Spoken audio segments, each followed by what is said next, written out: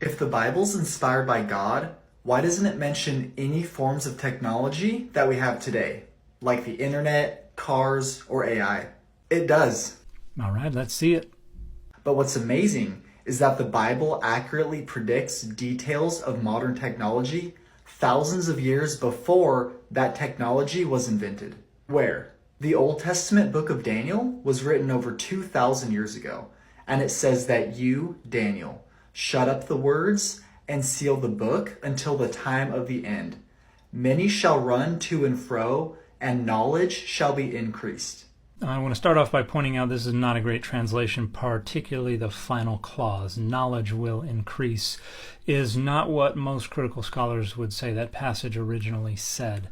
That word knowledge would be hadat, that's what we read in the Masoretic text, but the Old Greek translation of Daniel, which is much, much earlier than the Masoretic text, says that evil will increase, and that would be hara'at in Hebrew.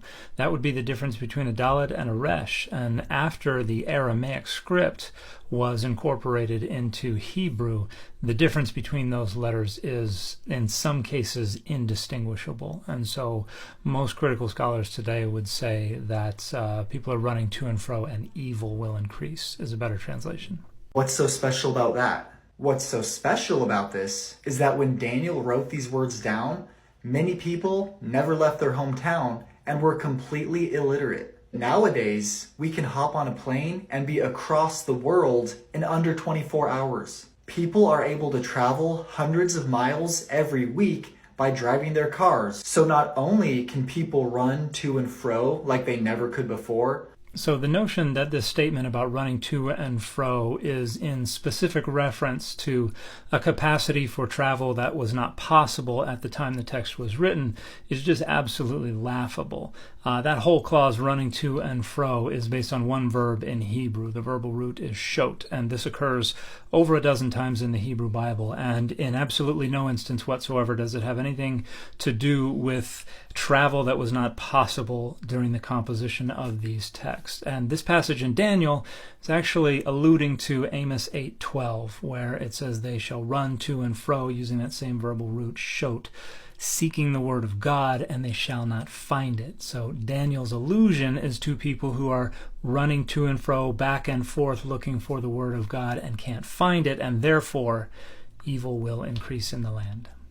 But today, we also have the answer to any question we can think of at our fingertips with smartphones and internet access. This might seem normal today, but it was not normal for 99% of human existence. So in addition to the fact that this argument is based on a variant reading that most critical scholars would consider secondary and corrupt, even that corrupted reading does not require this understanding of the passage.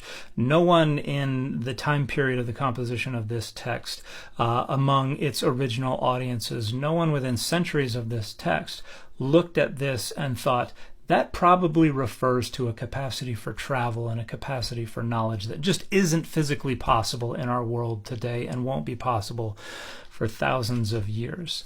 That is pure eisegesis. That is just reading these concepts into the text because you think you can. And this is something that apologetics does. It does not engage with the data on their own terms. It does not follow the data where they lead. It sees the data as obstacles. It sees the data as blank slates for the imposition of their own needs, their own interests, and their own rhetorical goals. Like here, we're going to take a text that has absolutely nothing to do with modern technology, and we're going to say, I'm allowed to think that this is a reference to modern technology, therefore it is, therefore the Bible prophesies about modern technology. It does absolutely no such thing. Well, does the Bible predict anything else? Revelation predicts that during the end times, the Antichrist will set up a man-made object known as the image of the beast. Revelation says that he was granted power to give breath to the image of the beast, that the image of the beast should both speak and cause as many as would not worship the image of the beast to be killed. He causes all, both small and great, rich and poor, free and slave, to receive a mark on their right hand or on their foreheads, and that no one may buy or sell except one who has the mark or the name of the beast, or the number of his name. The Bible predicts artificial intelligence right here because it says that this man-made object will be animated enough to speak and even to kill people. Not only that, but it also hints at a worldwide digital currency because it predicts that there will be a global government who will have the ability to easily limit who can buy and sell. So this has absolutely nothing to do with artificial intelligence or any technology that has existed since the 1st century CE, because this is a reference to the 1st century CE. And these are about things that are counterfeit versions of what God does. Because what does God do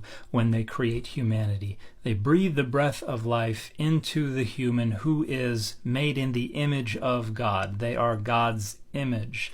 Similar to an idol, only it's humanity rather than the works of human hands. And so what this is saying is that the beast will facilitate its own image that will be able to speak and will be able to kill. In other words, these are the beast's agents, human agents, who can speak, can breathe, can kill. The mark of the beast is a reference to two different things. Part of it has to do with a type of counterfeit phylactery. The idea that there's something on the forehead and on the right hand is like a counterfeit of the Jewish practice of putting texts from the Torah in little compartments and putting them on the forehead and then having a leather strap that goes and wraps around the left hand.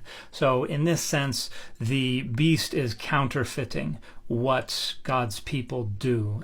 But it is also a reference to coinage because it will have the image of the beast and based on gematria, the number of the beast in its two different iterations that we find in the earliest manuscripts is widely agreed to be a reference directly to Nero Caesar.